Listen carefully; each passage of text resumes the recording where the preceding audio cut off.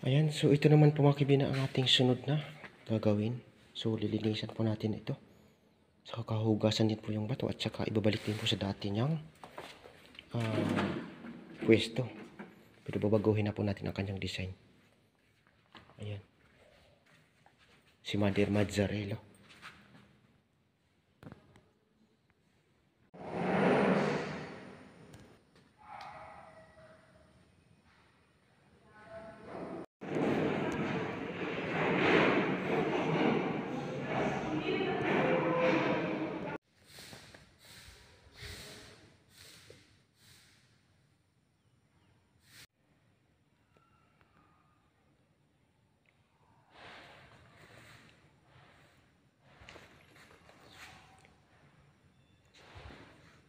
So ayan po mga kaibigan, natapos na po tayo sa ating pag-design ng bato or pagkukurti sa kanyang area.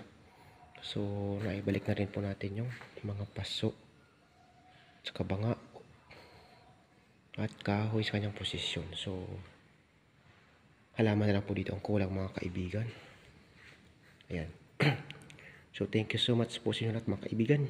Kung nagustuhan po ninyo ang video, huwag po nyo kalimutang mag-like, mag-share at higit sa lahat mag-subscribe para lagi pa rin po kayong update sa mga susunod kong video na i-upload. Thank you so much sa inyo lahat mga kaibigan. God bless us all. Bye-bye you.